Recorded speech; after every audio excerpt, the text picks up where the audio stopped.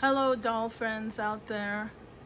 I want to show you today a little bit about my Ludwig Greiner dolls and tell you a little bit about him.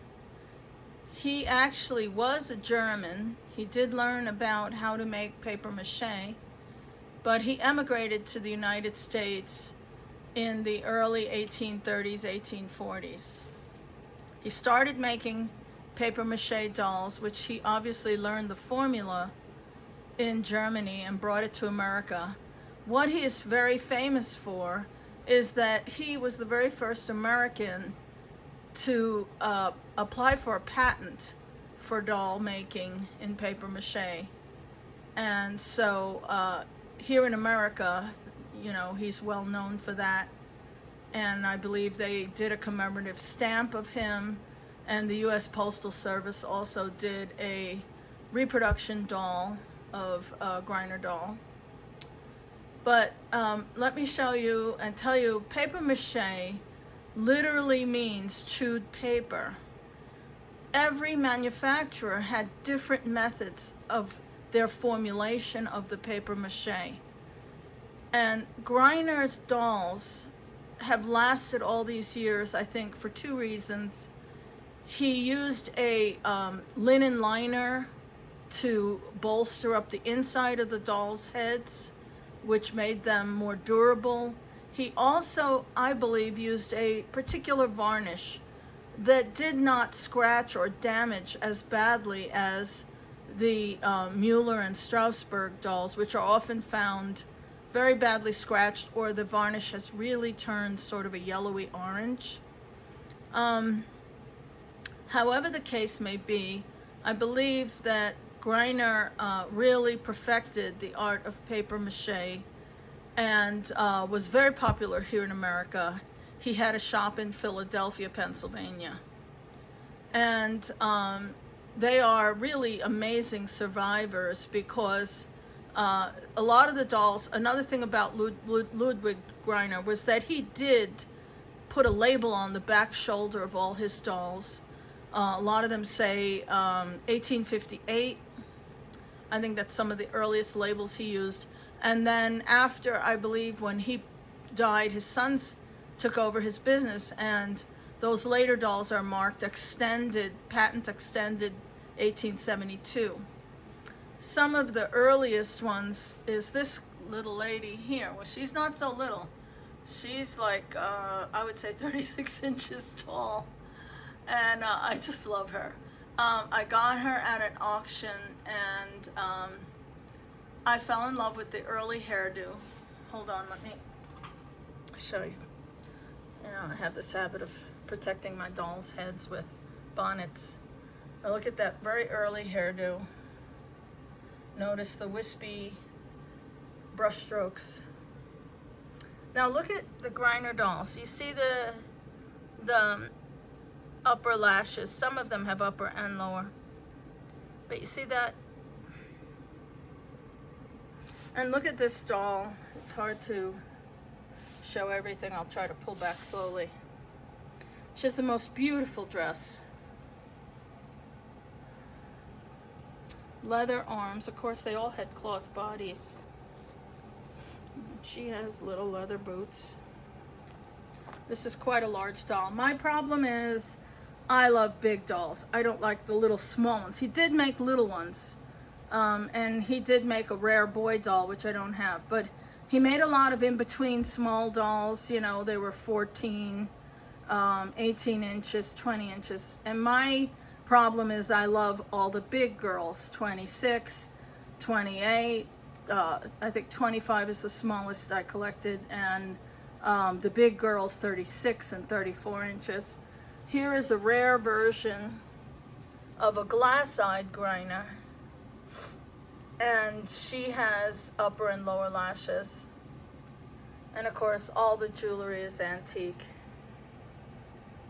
And she's had some boo-boos in her life, but, you know, you would too if you were that old. And here is another very large girl, 36 inches tall. Let me zoom in on the face. And you can see that she has only the upper lashes.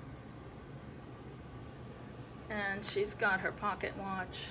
And this is an antique dress. They call these wrap day dresses. Very tall girl. And let me see if I can, I'll try this one. I try to show you the label in the back. Oh God, to undress these dolls is a pain in the neck. Let me see. Who can I undress? Oh, here, this one. Here's a unusual Greiner that I got, and her ears are pierced. So of course I had to put some little earrings in her. Now she's probably the smallest Greiner I have. Let me take off your hat, sweetie. Now you notice she's got this wavy design, very worn, but wavy design. This one has the straighter center part, not as wavy. And this one is completely not wavy at all, center part. So he did change his styles a little bit. See? This being the earliest. All of them having the exposed ear. Here she has, poor dear, she has quite a bit of wear. But remember, these were play dolls, and it's amazing she survived this long. And she's wearing a beautiful antique child's dress, leather arms, and she has leather boots. And of course, you know, she's gonna have her locket and her goodies that I always supply for them. And you see how worn. So she was well played with. But here is the label that they should all have. And this is an 1858. Greiner's Improved Patent Head. Patent March something, 1858.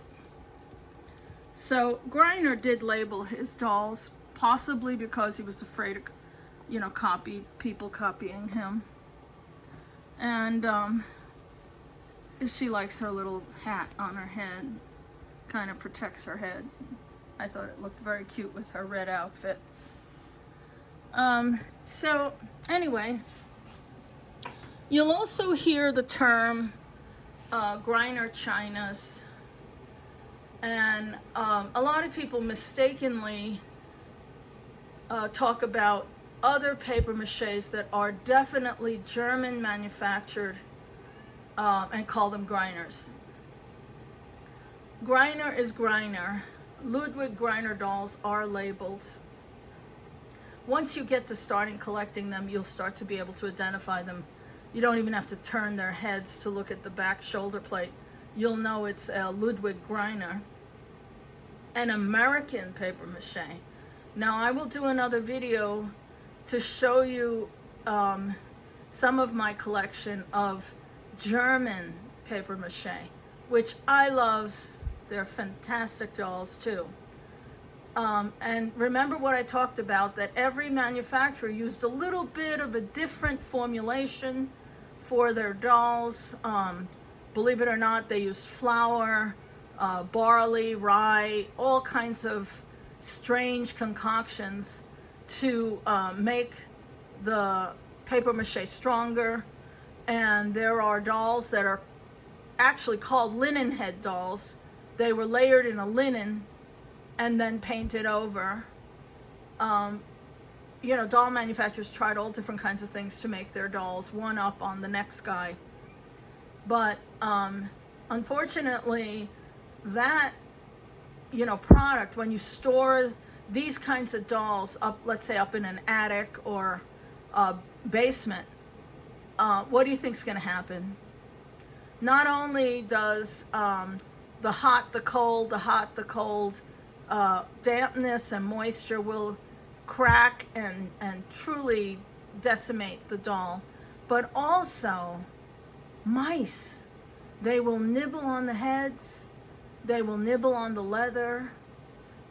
It's amazing that some of these dolls have survived in the condition that they have. I've had to do some repairs. Sometimes, you know, an arm was falling off, or a foot got nibbled, shoes got nibbled off, or whatever.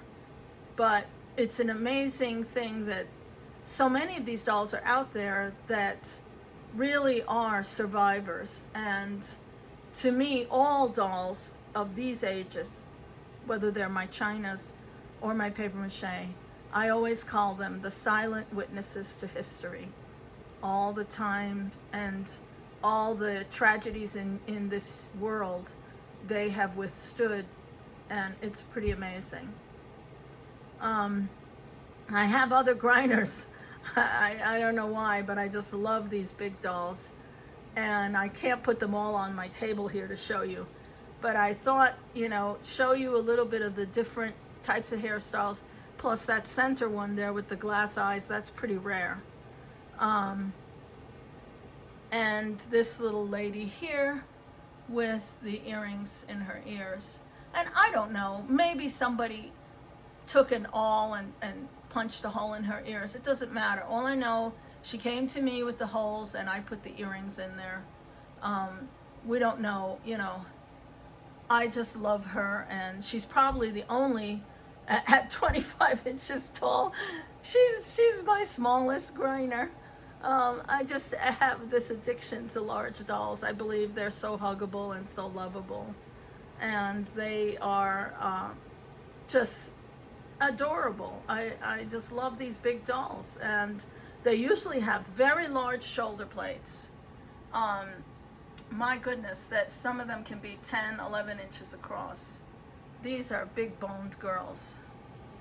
And so I really hope you enjoy watching and learning a little about Ludwig Greiner, the American, make sure you remember that, an American doll maker. Although he's of German heritage, he is an American. Philadelphia, Pennsylvania, patented the first patent for dolls in America. So hope you enjoyed my video. Have a wonderful day, and God bless.